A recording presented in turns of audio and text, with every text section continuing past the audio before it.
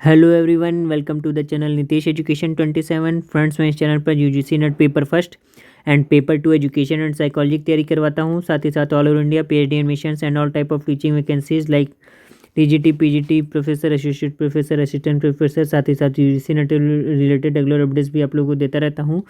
तो make sure आप लोग चैनल को जरूर सब्सक्राइब, लाइक एंड शेयर कर लीजिए। स्टार्ट करते हैं। जैसा कि लास्ट क्लास में हम लोग डिस्कस कर रहे थे, यूपीएचसीएससी का असिस्टेंट प्रोफेसर के जो आपका एग्ज़ामिनेशन चल रहा है, उसका 13 नवंबर 2021 को जो एग्ज़ाम हुआ था इवनिंग शिफ्ट का, उसके क्वेश्चन पेपर को हम लोग ने डिस्कस किया था। उसके जीएस सेक्शन को हम लोगों ने डिस्कस किया था।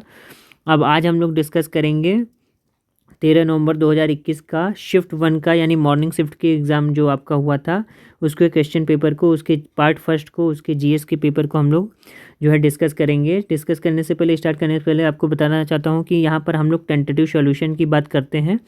बाकी जो अल्टीमेट आंसर, राइट आंसर होगा, वो आयोग का ही माना जाएगा। यहाँ पर हम लोग 100% एक्यूरेसी के साथ कोशिश करते हैं कि सही आंसर आप तक पहुँचाया जा सके। बाकी आयोग का जो भी फैसला हो वो अनंतिम फैसला होता है, अंतिम फैसला होता है, तो उस पर ध्यान दिया जाएगा। स्टार्ट करते हैं। जैसा कि आपकी स्क्रीन पर फर्स्ट क्वेश्चन दिख रहा है, इन विच मिसल महाराजा रणजीत सिंह वॉज बॉर्न। तो महाराजा रणजीत सिंह का जन्म किस मिस्र में हुआ था? तो ऑप्शन नंबर सी जो है इसका राइट आंसर होगा, सुकरचकिया। दरअसल इसका नाम सुकरचकिया मिसल है। कहीं कहीं मिसप्रिंट हो सकता है पेपर में और कुछ शब्द भी गलत हो सकते हैं, तो उसके लिए निश्चिंत रहिएगा, बस ध्यान से मेरी बातों को सुनिएगा। तो सुकरचकिया मिसल जो था, ये महाराजा रणजीत सिंह के जो पिता थे महासिंह जी, वो सुकरचकिया मिसल के जो है मुखिया थे। और महाराजा रणजीत सिंह का जन्म जो है सुकरचकिया मिसल के अंतर्गत हुआ था 2 नवंबर 1780 ईस्वी को। ठीक है, 2 नवंबर 1780 ईस्वी को गुजरावाला स्थान है, वहाँ पर जो है महाराजा रणजीत सिंह का जन्म हुआ था। तो ऑप्शन नंबर सी जो है इसका राइट आंसर होगा, सुकरचकिया मिसल। नेक्स्ट क्वेश्चन है आपकी स्क्रीन पर, क्वेश्चन नंबर 2, निम्नलिखित में से किसे मॉर्ले मिंटो सुधार कहा जाता है? ऑप्शन नंबर सी जो है इसका राइट आंसर होगा, भारत परिषद अधिनियम को मॉर्ले मिंटो सुधार के नाम से भी जाना जाता है, जो कि 1909 ईस्वी का है। इसमें एडिशनल इन्फॉर्मेशन मैं आपको ये बताना चाहता हूँ कि जो उस समय लॉर्ड मिंटो थे, मिंटो उस समय भारत के जो हैं वायसराय थे, भारत के जो थे वायसराय थे, और मार्ले जो थे भारत के राज्य सचिव थे। मार्ले जो थे भारत के कौन थे? राज्य सचिव थे। तो मार्ले मिंटो ने जो है भारत परिषद अधिनियम 1909 लाया था। और इसमें जो बात की गई थी, इसमें बात की गई थी मुस्लिम समुदाय के लिए पृथक प्रतिनिधित्व का उपबंध किया गया था। यहाँ पर पहली बार मुस्लिम समुदाय के लिए पृथक प्रतिनिधित्व का उपबंध किया गया था, और इसमें केवल मुस्लिम सदस्यों का ही चुनाव मुस्लिम मतदाता ही कर सकते थे, ऐसा किया गया था। तो एक एडिशनल इन्फॉर्मेशन मैं आपको यहाँ पर और बताना चाहता हूँ कि जो लॉर्ड मिंटो हैं, इसी कारण लॉर्ड मिंटो को जो है सांप्रदायिक निर्वाचन के जनक के रूप में जाना जाने लगा। लॉर्ड मिंटो को इसी कारण से सांप्रदायिक निर्वाचन के जनक के रूप में जाना जाने लगा। तो ऑप्शन नंबर सी जो है इसका राइट आंसर होगा। ठीक है, भारत परिषद अधिनियम 1909 मॉर्ले मिंटो सुधार को ही कहा जाता है। नेक्स्ट क्वेश्चन है आपका, who was one of the founders of Deccan education society? यानी कि डेक्कन एजुकेशन सोसाइटी के फाउंडर के संस्थापकों में से एक कौन थे? तो ऑप्शन नंबर जो है इसका बी जो है सही आंसर है, बाल गंगाधर तिलक। बाल गंगाधर तिलक जो है इसका राइट आंसर होगा। यहाँ पर देखिए लिखा है founders of Deccan education society, यानी डेक्कन एजुकेशन सोसाइटी को फाउंड करने में कई लोगों का हाथ था, उनमें से एक थे ऑप्शन नंबर बी, बाल गंगाधर तिलक। एडिशनल इन्फॉर्मेशन ये देना चाहता हूँ कि 1884 ईस्वी में इसे जो है कि बनाया गया था डेक्कन सोसाइटी को, जिसमें महादेव गोविंद रानाडे थे, गोपाल गणेश अगरकर थे, नाम जोशी थे, आपटे थे, केलकर थे, आदि लोगों ने जो है मिलकर इस डेक्कन एजुकेशन सोसाइटी को बनाया था, और जिसमें से एक थे बाल गंगाधर तिलक भी सम्मिलित थे। तो ऑप्शन नंबर बी जो है इसका राइट आंसर होगा। नेक्स्ट क्वेश्चन है, द इंडियन स्ट्रगल नामक पुस्तक के लेखक कौन थे? तो इंडियन स्ट्रगल नामक पुस्तक के लेखक जो हैं सुभाष चंद्र बोस हैं। ठीक है, ऑप्शन नंबर सी। और सुभाष चंद्र बोस ने जो है द इंडियन स्ट्रगल नामक पुस्तक लिखी है। नेक्स्ट क्वेश्चन है आपका, which of one of the following is the correct sequence of habitat of the following Indian tribe, यानी कि भारतीय जनजातियों का पश्चिम से पूर्व सही क्रम निम्न में से कौन सा है। तो इसका जो राइट आंसर है ऑप्शन नंबर सी, गारो, खासी, जयंतिया और नागा, ये इसका राइट क्रम है। पश्चिम से पूर्व की ओर, वेस्ट टू ईस्ट की ओर, ये इसका सही क्रम है, गारो, खासी, जयंतिया, नागा। ये ऑप्शन नंबर सी है आपका राइट आंसर होगा। नेक्स्ट क्वेश्चन है आपकी स्क्रीन पर, क्वेश्चन नंबर 6, निम्न में से कौन सा सही सुमेलित नहीं है। यहाँ पर आपको बताना है कौन सा सही सुमेलित नहीं है। तो ऑप्शन नंबर जो डी है आपका 6 का डी, वो राइट आंसर होगा। गांधी सागर अभयारण्य जो है राजस्थान में नहीं है। गांधी सागर अभयारण्य जो है आपका मध्य प्रदेश में एक जगह पड़ती है, चैनपुरिया, मंदसौर ज़िले में, जो कि एमपी में है। वहाँ पर जो है गांधी सागर अभयारण्य सिचुएटेड है। इसके अलावा अगर हम बात करें, यहाँ पर यही पूछा था कौन सा सही सुमेलित नहीं है, तो ऑप्शन नंबर डी जो है सही सुमेलित नहीं था। इसके अलावा बाकी ऑप्शन की बात करें तो जो डैम्पा अभयारण्य है, या कहीं कहीं पे डंपा अभयारण्य लिखा होगा, वो मिजोरम में है, ये सही सुमेलित है, ठीक है। उसके अलावा वाल्मीकि टाइगर रिजर्व है, बाघ अभयारण्य है, यहाँ पर भी देखिए पूरा नाम नहीं लिखा है, ये बिहार में सिचुएटेड है। और रोहला राष्ट्रीय उद्यान हिमाचल प्रदेश में है। तो option number D, Gandhi Sagar अभयारण्य राजस्थान में नहीं है, ये एमपी में है, मंदसौर जिले में। तो ये इसका राइट आंसर होगा। नेक्स्ट क्वेश्चन है आपका, who is empowered to finally determine whether a bill is a money bill और नॉट, यानी कि कोई धन विधेयक है या नहीं, अंतिम तौर पर निश्चित करने के लिए कौन सा सक्षम होता है या कौन डिसाइड करता है। तो ऑप्शन नंबर जो है इसका ए राइट आंसर है, लोकसभा का अध्यक्ष, यानी कि the speaker of the Lok Sabha. इस लोकसभा अध्यक्ष ये डिसाइड करता है कि कोई धन विधेयक है या नहीं। तो ऑप्शन नंबर ए इसका राइट आंसर होगा। नेक्स्ट क्वेश्चन है आपका, भारत के लिए संविधान बनाने के लिए सन 1922 में लोगों यानी जनता द्वारा स्वतंत्र रूप से चुने गए प्रतिनिधि निकाय की मांग किसने की थी। तो ऑप्शन नंबर ए जो है इसका राइट आंसर होगा, महात्मा गांधी ने ये मांग की थी। Who demanded a represented body freely elected by people to frame a constitution of India in 1922। Option number A इसका राइट आंसर है, Mahatma Gandhi, M.K. Gandhi, Mohandas Karamchand Gandhi. Next question है आपका, निम्नलिखित में से कौन सा सही सुमेलित नहीं है। क्वेश्चन ध्यान से समझिएगा, सही सुमेलित नहीं है ये बताना है। तो ऑप्शन ए है नागरिकता, जो कि संविधान का भाग 2 है, ये बिल्कुल सही है, संविधान का भाग 2 नागरिकता की बात करता है। ऑप्शन बी है आपका मूल अधिकार, संविधान का भाग 3, ये भी बिल्कुल सही है, fundamental rights part 3 of the constitution है, बिल्कुल सही है। नेक्स्ट है आपका मूल कर्तव्य, संविधान का भाग 6A। और डी है आपका केंद्र शासित प्रदेश, यूनियन टेरिटरी, संविधान का भाग 8।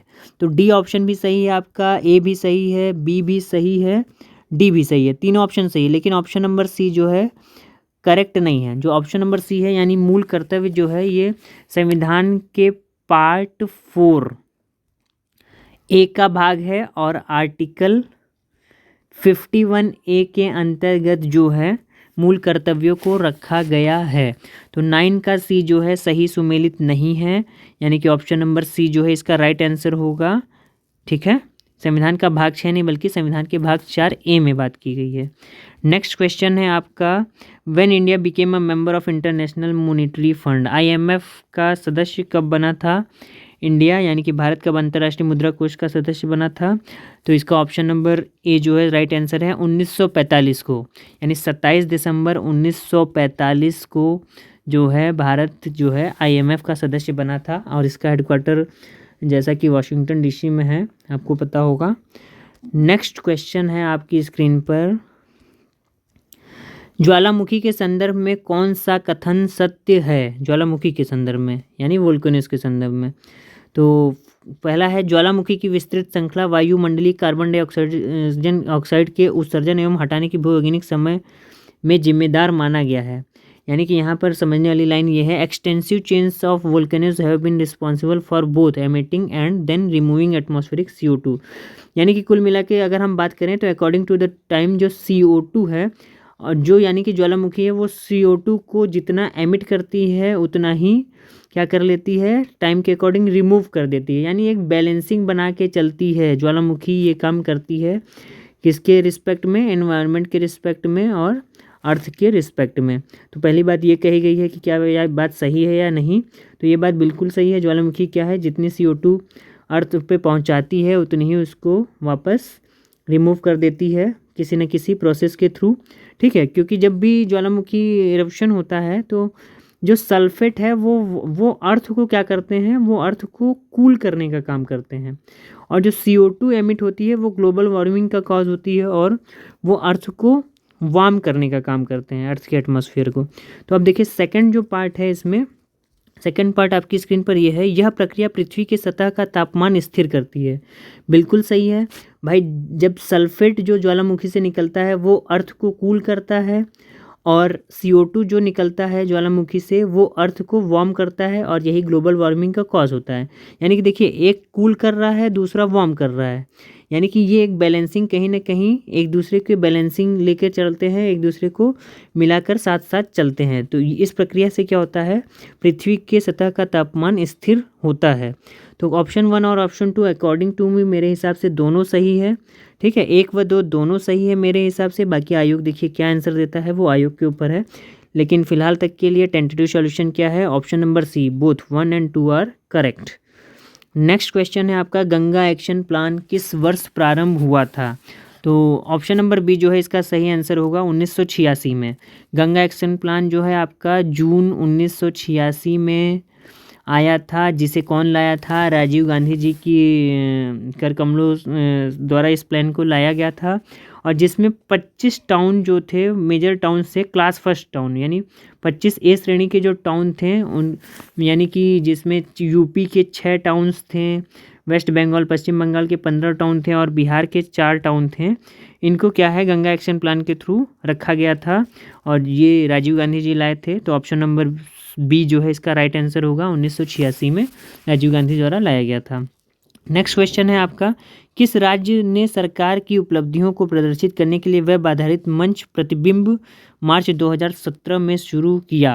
यानी प्रतिबिंब मंच किस सरकार द्वारा चालू किया गया है, तो ऑप्शन नंबर सी जो है इसका राइट आंसर है, कर्नाटक द्वारा। यानी कर्नाटक सरकार द्वारा प्रतिबिंब प्रोजेक्ट को जो है स्टार्ट किया गया है। ऑप्शन नंबर सी है इसका राइट आंसर होगा। नेक्स्ट क्वेश्चन है आपका, भारत ने किस देश के साथ संयुक्त सैनिक युद्धाभ्यास वज्रपहार 2021 किया है। तो ये जो ऑप्शन है, ऑप्शन नंबर सी है इसका राइट आंसर होगा, USA। यानी कि ऑप्शन नंबर सी, यानी संयुक्त राज्य अमेरिका के साथ भारत ने अभ्यास वज्रप्रहार किया है, जो कि बकलोह हिमाचल प्रदेश में आयोजित हुआ था। हिमाचल प्रदेश के बकलोह स्थान पर आयोजित हुआ था, जिसमें वज्रप्रहार में भारत और USA की मिलिट्री ने जो है युद्धाभ्यास किया है। नेक्स्ट क्वेश्चन है आपका, फरवरी 2021 में अखिल भारतीय टेबल टेनिस संघ द्वारा घोषित महिला वुमेन रैंकिंग में प्रथम स्थान किसे मिला है। तो ऑप्शन नंबर बी जो है इसका राइट आंसर होगा, मोनिका बत्रा। मोनिका बत्रा को जो है अखिल भारतीय टेबल टेनिस संघ द्वारा घोषित वुमेन रैंकिंग में प्रथम स्थान मिला है। और अगर हम मोनिका बत्रा की वर्ल्ड रैंकिंग की बात करें तो इन्हें 62 रैंक दिया गया है, ठीक है। और साथ ही साथ अगर हम बात करें, मोनिका बत्रा को मेजर ध्यानचंद खेल रत्न अवार्ड से भी नवाजा जा चुका है। मेजर ध्यानचंद जो कि हॉकी के जादूगर कहे जाते हैं, उनके नाम से जो है मेजर ध्यानचंद खेल रत्न अवार्ड है, उससे भी जो है मोनिका बत्रा को नवाजा जा चुका है। तो ऑप्शन नंबर बी जो है इसका राइट आंसर होगा। नेक्स्ट क्वेश्चन की बात करें, आपकी स्क्रीन पर है, निम्न में से कौन सा शोध वर्तमान परिस्थितियों में सुधार पर केंद्रित है। तो इसका जो राइट आंसर होगा, एक्शन रिसर्च, क्रियात्मक शोध। देखिए जो क्रियात्मक शोध होता है, क्रियात्मक शोध जो होता है करंट सिचुएशन, करंट प्रॉब्लम, वर्तमान की सिचुएशन, वर्तमान की प्रॉब्लम को सॉल्व करने के लिए हम लोग एक्शन रिसर्च यूज़ करते हैं। जैसे मान लीजिए क्लास में कोई बच्चा रेगुलर अब्सेंट कर रहा है, तो उसके पीछे क्या क्या कारण है उसको जानने के लिए हम लोग करंट शोध एक्शन रिसर्च को यूज़ कर सकते हैं। या फिर टीचर क्लास में रूम में बच्चों का परफॉर्मेंस अच्छा नहीं है, उसके लिए भी हम लोग जानने के लिए भी एक्शन रिसर्च का प्रयोग कर सकते हैं। तो ये क्या है, वर्तमान परिस्थिति के बारे में बात कर रहा है। जो एक्सपेरिमेंटल रिसर्च होता है ये प्योरली आपका आर्टिफिशियल होता है और कंट्रोल्ड सिचुएशन में होता है, कंट्रोल्ड सिचुएशन में होता है, कंडीशन स्टिमुलस होते हैं यहाँ पर। तो ये आर्टिफिशियलिटी इसमें आ जाती है। एक्सपेरिमेंटल रिसर्च लेबोरेटरी में भी होता है और फील्ड में भी होता है। फंडामेंटल रिसर्च का काम क्या है, थ्योरी जनरेशन का काम है। फंडामेंटल रिसर्च क्या करता है, थ्योरी जनरेशन का काम करता है। और सर्वे रिसर्च हम अधिकतर लार्ज डेमोग्राफिक डेटा जहाँ पर होता है, जहाँ पर बहुत ढेर सारे सैंपल्स का अध्ययन करना होता है, वहाँ पर हम लोग सर्वे रिसर्च करते हैं। यानी कि करंट प्रॉब्लम, वर्तमान परिस्थितियों में सुधार पर केंद्रित कौन सा रिसर्च है, option number C, action research जो है केंद्रित है, ये सही होगा। नेक्स्ट है आपका data originally collected in the process of investigation और नोन एज, यानी कि जांच पड़ताल की प्रक्रिया से एकत्रित किए गए मूल आंकड़ों को क्या कहते हैं, तो मूल आंकड़ों को कहते हैं प्राइमरी डेटा। 17वें का बी जो है सही आंसर होगा, प्राइमरी डेटा कहते हैं जिसे हम मूल आंकड़े जांच पड़ताल की प्रक्रिया से प्राप्त करते हैं। नेक्स्ट क्वेश्चन है आपका, राष्ट्रीय अध्यापक शिक्षा परिषद एक संवैधानिक निकाय के रूप में अस्तित्व में आया, यानी कि National Council of Teacher Education as a statutory body came into existence during, किस ईयर के प्लान के अंडर में आया था, तो ऑप्शन नंबर सी जो है इसका राइट आंसर होगा। 8वीं पंचवर्षीय योजना काल में जो है एनसीटीई एक स्टैट्यूटरी बॉडी के रूप में एग्जिस्ट हो गया था और 17 अगस्त 1995 को जो है एनसीटीई का फॉर्मेशन हुआ था। ये तत्काल प्रभाव से लागू हो गया था, लेकिन ये एनसीटीई एक्ट 1993 के अंतर्गत ये लाया गया था और 1995 में इसे प्रभावी रूप से लागू किया। और 8वीं पंचवर्षीय योजना का जो समय था 1992 से लेकर 1997 तक, यानी ये 5 साल तक ये योजना का कार्यकाल था। ठीक है, तो ये एडिशनल इन्फॉर्मेशन थी, आगे के एग्ज़ाम के लिए काम आएगी, तो इसको ध्यान रखिएगा। नेक्स्ट क्वेश्चन है आपका, विचारों एवं कथनों का उत्कृष्ट संगठन करते हुए लिखने का कौशल एक उदाहरण है, यानी skill in writing using in excellent organisation of ideas and statement is an example of. देखिए ये जो एग्जांपल होगा ऑप्शन नंबर बी जो है इसका राइट आंसर होना चाहिए, संश्लेषण का एक उदाहरण होना चाहिए। बाकी आयोग देखिए क्या इसका आंसर देता है। संश्लेषण का क्यों होना चाहिए, क्योंकि संश्लेषण जब हम सिंथेसाइज करते हैं तो सिंथेसाइज प्रोसेस में जो स्टूडेंट होता है वो अपनी तरफ से न्यू नॉलेज को ऐड करता है। ठीक है, न्यू नॉलेज को ऐड करता है, एग्जिस्टिंग नॉलेज को मॉडिफाई करता है अगर उसे लगता है कि एग्जिस्टिंग नॉलेज में कोई गैप है, यानी कि न्यू नॉलेज और एग्जिस्टिंग नॉलेज में अगर कोई गैप होता है तो बालक उसे क्या है मॉडिफाई करता है, एडजस्ट करता है और उसे रिफाइन करता है। यानी कि अब हम क्या है इसमें लिखा क्या है, क्वेश्चन ध्यान से देखेंगे तो आपको समझ में आएगा। विचारों एवं कथनों को उत्कृष्ट संगठन करते हुए लिखने का एक कौशल एक उदाहरण है। किसका उदाहरण है, यानी कि जैसे मान लीजिए आपको एक निबंध लिखने को दिया गया तो आप उसमें अपने विचार डालेंगे, अपनी बातों को लिखेंगे, अपनी कोटेशन डालेंगे, तो उसमें क्रिएटिविटी होनी चाहिए किसी चीज़ को करने के लिए। तो जब आप अपनी क्रिएटिविटी का यूज़ करते हुए कोई भी चीज़ लिखेंगे तो वो ज़्यादा अट्रैक्टिव होगा और इस कौशल को ही हम क्या कहते हैं, सिंथेसाइजिंग कहते हैं। सिंथेसाइजिंग कह सकते हैं, संश्लेषण कह सकते हैं। तो मोस्ट अप्रोप्रिएट इसका जो आंसर है संश्लेषण का उदाहरण होना चाहिए। बाकी विश्लेषण यहाँ पर कहीं से नहीं होगा, क्योंकि विश्लेषण में हम क्या करते हैं, प्रॉब्लम्स को स्मॉल स्टेप्स में ब्रेक कर लेते हैं, टुकड़ों टुकड़ों में बांट लेते हैं। एप्लीकेशन का यहाँ कोई सवाल नहीं, ये अनुप्रयोग का यहाँ पर कोई मतलब ही नहीं, क्योंकि इसे हम कहीं भी न्यू सिचुएशन में अप्लाई नहीं कर रहे हैं। ठीक है, और बोध और समझ की बात करें तो ये लोअर लेवल की अंडरस्टैंडिंग, लोअर लेवल का होता है according to the Bloom's taxonomy, जो 5 लेवल इन्होंने बताया है, इसमें अंडरस्टैंडिंग क्या है, केवल लोअर लेवल पे आता है। तो संश्लेषण क्या है, हायर लेवल की थिंकिंग है। तो ये मोस्ट अप्रोप्रिएट ऑप्शन है 19वें का बी, ये होना चाहिए। नेक्स्ट क्वेश्चन क्या है, मध्यांक with reference to the calculation of means, यानी यहाँ औसत की बात की गई है और देखिए यहाँ पर हिंदी में मध्यांक यानी मीडियन लिख दिया गया है, तो थोड़ा सा मिसप्रिंट है यहाँ पर। लेकिन आयोग क्या कहता है कि जो भी इंग्लिश में वर्ड दिया हुआ है हम उसी को सही मानेंगे और उसी के अकॉर्डिंग क्वेश्चन को डिस्कस किया जाएगा। तो यहाँ मीन्स की बात कर रहा है, तो देखिए यहाँ पर क्या है, with reference to the calculation of means which of the following statements is correct. तो देखिए मीन्स क्या होता है, मीन्स को हम लोग एवरेज भी कहते हैं, औसत भी कहते हैं। और एनपीसी अगर आप लोगों ने पढ़ा हो तो नेशनल प्रोबेबिलिटी कर्व के अंतर्गत मीन्स जो होता है एक्यूरेट पोजीशन देता है किसी भी डेटा की पूरे क्वेश्चन में, पूरे डेमोग्राफिक डेटा में। तो अगर हम एनपीसी की बात करें तो जो ये लाई करता है 66.67% जो पॉपुलेशन होता है नॉर्मल पर लाई करती है, ये कहता है एनपीसी। तो इसमें देखिए ऑप्शन क्या दे रखा है कि calculation of means which of the following statement is correct, यानी कि जब भी हम मीन्स का कैलकुलेशन करते हैं, औसत की गणना करते हैं, तो कौन कौन सी चीज़ें उसके लिए सही होनी चाहिए, कौन कौन सी चीज़ें मैंडेटरी कंडीशन होनी चाहिए या कैरेक्टरिस्टिक्स होनी चाहिए।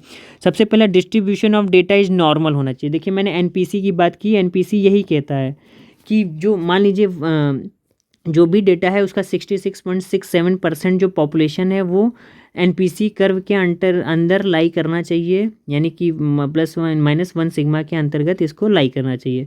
तो ये पहला स्टेटमेंट तो एकदम मस्ट ट्रू होना ही चाहिए, distribution of data is normal, data का जो डिस्ट्रीब्यूशन होना चाहिए नॉर्मल होना चाहिए। सेकंड है there is a importance of every score, यहाँ बिल्कुल सही, मीन्स निकालते समय हर एक स्कोर का इम्पोर्टेंस होता है, एक भी स्कोर अगर मिस हो गया तो इस जो आपका एवरेज है, जो आपका मीन्स है वो बदल जाएगा और डेटा में डेविएशन आ जाएगा, स्क्यूनेस आ जाएगी, ठीक है, कर्टोसिस आ जाएगा। तो ये है, दूसरा कंडीशन भी बिल्कुल राइट है, मस्ट होना चाहिए। और exactness and reliability is needed, बिल्कुल सही बात है कि शुद्धता और विश्वसनीयता की बहुत आवश्यकता होती है मीन्स के लिए, क्योंकि मीन्स ही एक ऐसा डेटा है जो कि मोस्ट प्रिसाइज सिचुएशन बताता है, डेटा डिस्ट्रीब्यूशन की मोस्ट प्रिसाइज रिजल्ट देता है, मोस्ट रिलायबल होता है, मोस्ट वैलिड होता है। तो जो एनपीसी जो आपका एवरेज मीन है, एवरेज मीन कह सकते हैं, औसत कह सकते हैं, इसके लिए ये तीनों कंडीशन मस्ट होनी चाहिए, फुलफिल होनी चाहिए। तो ऑप्शन नंबर डी जो है इसका राइट आंसर होगा, पहला, दूसरा और तीसरा। ऑप्शन नंबर डी जो है इसका राइट आंसर होगा, पहला, दूसरा, तीसरा, तीनों कंडीशन जो है मस्ट होनी चाहिए कैलकुलेशन ऑफ मीन्स के लिए। नेक्स्ट क्वेश्चन है आपकी स्क्रीन पर, what does the term FTP stand for in computer, यानी एफटीपी का फुल फॉर्म क्या है। तो एफटीपी का जो फुल फॉर्म है ऑप्शन नंबर बी इसका राइट आंसर होगा, फाइल ट्रांसफ़र प्रोटोकॉल होता है एफटीपी का फुल फॉर्म। नेक्स्ट क्वेश्चन है, इंटरनेट के संदर्भ में बैंडविड्थ क्या है। अब बैंडविड्थ क्या है, तो बैंडविड्थ जो है अब ऑप्शन नंबर डी इसका राइट आंसर है, एक चैनल द्वारा प्रति यूनिट समय में ट्रांसफ़र बिट्स की संख्या। देखिए बैंडविड्थ होता क्या है, number of bits transferred by a channel per unit time, यानी एक यूनिट टाइम में कितने बिट डेटा जो है ट्रांसफ़र हुआ है। यहाँ पर एरिया नहीं होता, यहाँ पे टाइम होता है, पर यूनिट टाइम के रिस्पेक्ट में कितने बिट डेटा एक यूनिट टाइम में ट्रांसफ़र होता है, उसी को हम लोग क्या कहते हैं इंटरनेट की लैंग्वेज में, बैंडविड्थ। तो ऑप्शन नंबर डी जो है इसका राइट आंसर होगा, एक चैनल द्वारा प्रति यूनिट समय में ट्रांसफर बिट्स की संख्या। नेक्स्ट क्वेश्चन है आपका, विच of the following is not a social site in an electronic device. अब देखिए ये मोस्ट इजी क्वेश्चन था, इसको कोई किसी ने भी कर लिया होगा। ऑप्शन नंबर सी जो है इसका राइट आंसर होगा। यहाँ पे पूछा है कौन सा एक इलेक्ट्रॉनिक उपकरण में सोशल साइट नहीं है। देखिए फेसबुक, इंस्टाग्राम, आज अब इस समय आज के ज़माने में ऐसा कोई नहीं जो फेसबुक ना चलाता हो, इंस्टाग्राम ना चलाता हो, ट्विटर ना चलाता हो, और ये सारी चीज़ें सोशल साइट हैं, बताने की ज़रूरत आपको नहीं है।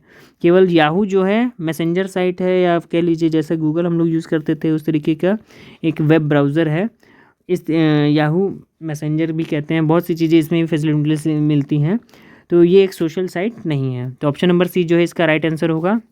नेक्स्ट क्वेश्चन है आपका, संगणक के भंडारण के संबंध में शब्द टीबी का क्या अर्थ होता है, यानी TB stands for terabyte. TB का मतलब क्या होता है कंप्यूटर के संदर्भ में, टेराबाइट। और यहाँ एडिशनल इन्फॉर्मेशन देना चाहता हूँ, 1 टेराबाइट इक्वल टू होता है आपका 1024 गीगाबाइट, जीबी, या फिर हम कह सकते हैं बाइट के फॉर्म में 10⁻12 बाइट्स। ये एडिशनल इन्फॉर्मेशन थी, इसको नोट करके रख लीजिएगा, आगे के एग्जाम में काम आएगा। तो ऑप्शन नंबर सी जो है इसका राइट आंसर होगा, टेराबाइट। नेक्स्ट क्वेश्चन है आपका, विच of the following is an output device.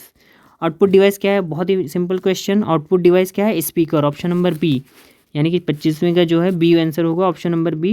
Speaker क्या है, आउटपुट डिवाइस है, क्योंकि ये output in the form of sound देता है। कीबोर्ड, माउस और स्कैनर जो है आपका इनपुट डिवाइसेज हैं। नेक्स्ट क्वेश्चन है आपका, वन्य जीव संरक्षण 2020 के लिए लाइफ टाइम सर्विस पुरस्कार निम्नलिखित में से किसने जीता है। तो ऑप्शन नंबर जो है इसका ए सही होगा, थियोडर भास्करन ने जो है life time service award wild life conservation 2020 का जीता है, थियोडर भास्करन ने, ठीक है।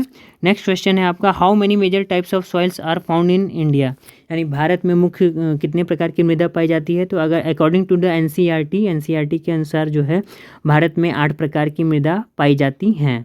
ठीक है। भारत में कितने प्रकार की मृदा पाई जाती है? 8 प्रकार की मृदा पाई जाती हैं। और भी बुक्स हैं, कहीं 6 लिखी होंगी, कहीं 7 लिखी होंगी, लेकिन कि मैं NCERT बुक की बात कर रहा हूँ, जो कि ऑथेंटिक बुक है, भारत सरकार के द्वारा चलाई जाती है, CBSE की बुक है, जिसमें 8 प्रकार की मृदा के बारे में बात की गई है। नेक्स्ट क्वेश्चन है आपका, भारत में राष्ट्रीय मैरीटाइम दिवस कब मनाया जाता है? भारत में राष्ट्रीय मैरीटाइम दिवस कब मनाया जाता है? तो ऑप्शन नंबर ए जो है इसका राइट आंसर होगा 5 अप्रैल। 5 अप्रैल को भारत में नेशनल मैरीटाइम डे मनाया जाता है। और ये कब से मनाया जा रहा है? 1964 से मनाया जा रहा है। 1964 से मनाया जा रहा है 5 अप्रैल को प्रत्येक वर्ष। अगला क्वेश्चन है, वन्यजीव संरक्षण अधिनियम भारत में कब लागू किया गया? तो ऑप्शन नंबर बी जो है इसका राइट आंसर होगा 1972 में, यानी 9 सितंबर 1972 में वाइल्ड लाइफ प्रोटेक्शन एक्ट को लागू किया गया था। ऑप्शन नंबर बी जो है इसका राइट आंसर होगा। लास्ट क्वेश्चन है आज के GS क्वेश्चन का, पृथ्वी और उसके पर्यावरण के संरक्षण के संदर्भ में निम्न में से किसे +5 समिट के नाम से भी जाना जाता है? +5 समिट, देखिए ऑप्शन नंबर जो है सी इसका सही आंसर होगा। क्योटो प्रोटोकॉल को हम लोग +5 समिट के नाम से भी जानते हैं। और क्योटो प्रोटोकॉल जो है 23 से 27 जून को आयोजित हुआ था आपका, 23 से 27 जून 1997 में आयोजित हुआ था, जिसमें बात की गई थी क्लाइमेट के बारे में। ठीक है, तो क्योटो प्रोटोकॉल को +5 समिट के नाम से भी जाना जाता है। बाकी मॉन्ट्रियल प्रोटोकॉल जो है आपका ओजोन लेयर से संबंधित है, ओजोन लेयर को कंट्रोल करने के लिए मॉन्ट्रियल प्रोटोकॉल का आयोजन हुआ था। तो ऑप्शन नंबर सी जो है क्योटो प्रोटोकॉल इसका राइट आंसर होगा। तो आज का ये थे सारे क्वेश्चन GS के मॉर्निंग शिफ्ट के। आशा करता हूँ क्वेश्चंस आपको अच्छे लगे होंगे, समझ में आए होंगे। और कोई कन्फ्यूज़न है या आप भी अपनी तरफ से कुछ सजेशन देना चाहते हैं किसी ऑप्शन को लेकर, तो ज़रूर कमेंट कीजिए। और साथ ही साथ आपको बताना चाहता हूँ कि जब आप इस चैनल की प्लेलिस्ट में जाएंगे तो यहाँ पर सारी वीडियोस आपको देखिए प्लेलिस्ट पड़ी हुई है। न्यू जॉब्स टीचिंग वैकेंसीज़ की प्लेलिस्ट पड़ी हुई है। NTA UGC net paper first की प्लेलिस्ट पड़ी हुई है। प्रीवियस ईयर के क्वेश्चन पेपर पड़े हैं UGC नेट के। साथ ही साथ CTET PGT education, PGT mains और NET psychology, NET psycho education और प्रीवियस ईयर के क्वेश्चन पेपर सबके पड़े हुए हैं। बाकी प्लेलिस्ट पड़ी हुई है हायर एजुकेशन की।